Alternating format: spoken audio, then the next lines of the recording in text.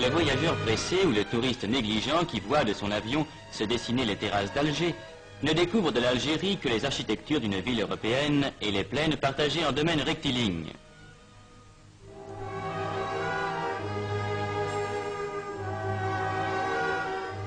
Sur la route, si pareille aux routes de France, il retrouvera les paysages de l'Hérault avec l'immensité de leurs vignobles.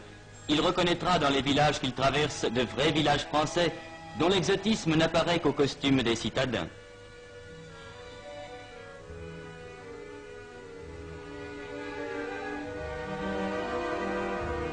Il situera en Beauce ou en Brie ces plaines à blé dont les chaumes coupés hauts marquent seul que nous ne sommes pas en France.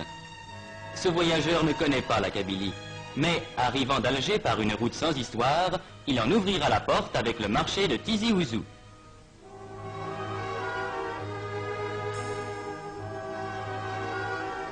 Déjà, il aura rencontré par centaines sur la route ces paysans venus de 20 km à la ronde, à pied ou à dos de mulet, poussant leurs bêtes.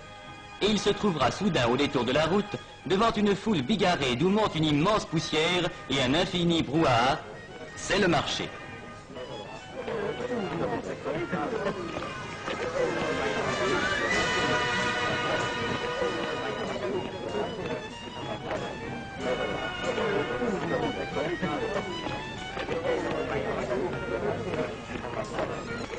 Là, 10 000 hommes peut-être se coudoient au plus près entre les bêtes attachées tête à tête et les échoppes en plein air où les artisans du coin offrent leurs marchandises.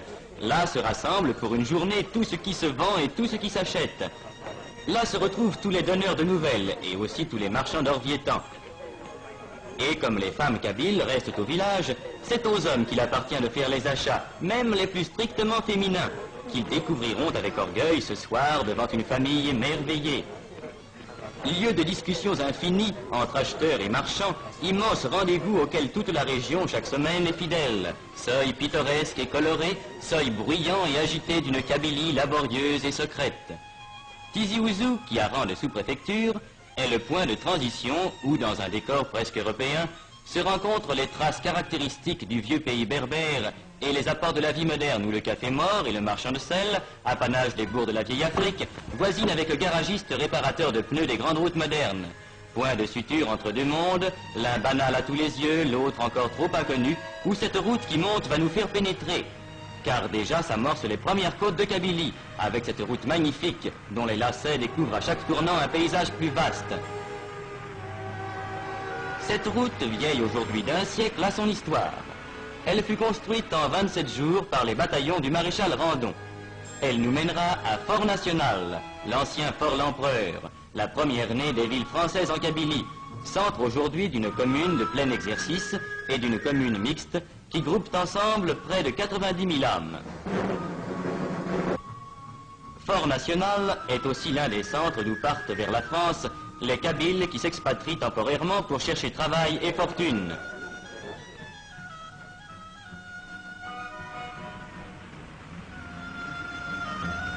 C'est de là que s'en vont ces travailleurs que les mines et les usines françaises emploient volontiers pour leur qualité, laissant au pays les femmes et les vieillards.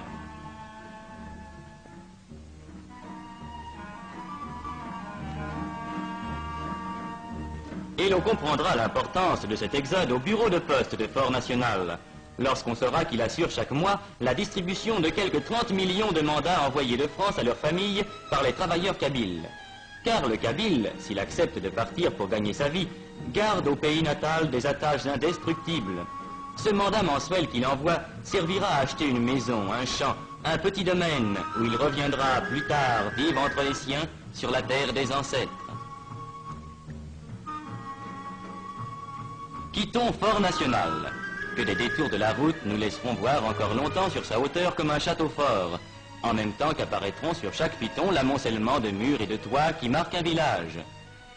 Car dans les temps anciens, les Kabyles, race autochtone, accrochés à leurs terres montagneuses, ont, par crainte des pillards et des envahisseurs, établi leur village sur les crêtes pour mieux résister aux attaques et aux incursions des conquérants.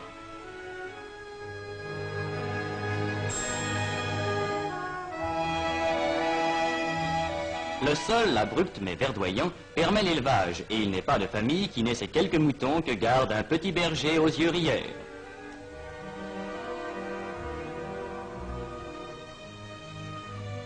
La terre est la seule richesse, la seule source de vie, la seule abondance. Pauvre abondance. Champs de Kabylie à flanc de coteaux, cultivés à force de peine, champs maigres qui laissent pousser de maigres moissons de seigle ou d'orge, d'où pendant des siècles le peuple kabyle a tiré son pain. Mais sur ces pentes, l'olivier abonde. L'apport français a développé dans le cadre familial cette culture qui donne à la Kabylie une part de son décor et une part de sa nourriture. À la saison des récoltes, on peut voir sur toutes les pentes ces groupes joyeux occupés à la cueillette, à laquelle tout le monde prend part.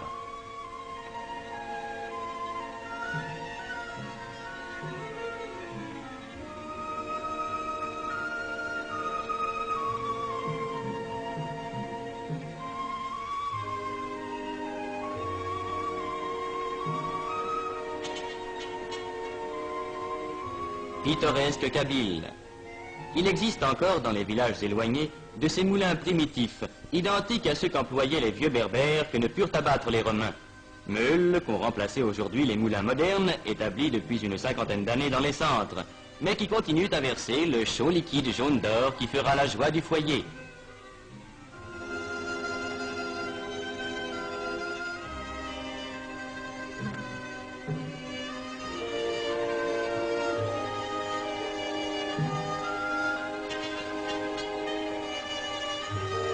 Nous nous arrêterons un instant auprès de la meule ancestrale. Nous regarderons couler le beau sang des olives, cette richesse liquide et parfumée dont l'odeur emplit à la saison chaque maison de Kabylie.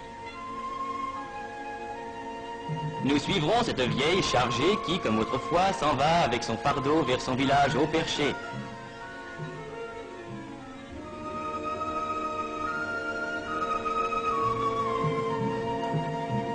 Nous la suivrons sur ces sentiers de chèvres, qui étaient avant la venue des Français les seuls moyens de communication dans ces réduits montagneux, l'imprenable citadelle d'une race indomptable.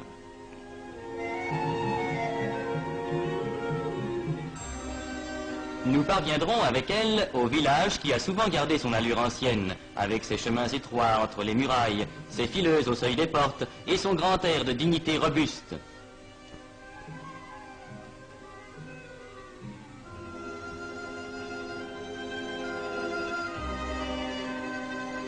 Et nous découvrirons en contrebas, allongeant l'agglomération de la longueur de tant de morts, presque mêlés aux champs, le cimetière sans clôture où dorment depuis des siècles tous ceux qui dans ce même village ont labouré le sol, cueilli l'olive, élevé des mûres et sommeillé à l'ombre des figuiers.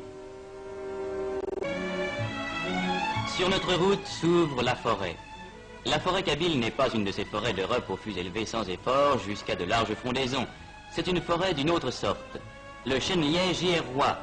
Autre richesse primitive du pays kabyle, chaque année on y récolte par larges feuilles cette écorce légère qui partira vers les fabriques de France ou d'ailleurs où sa transformation s'accomplit.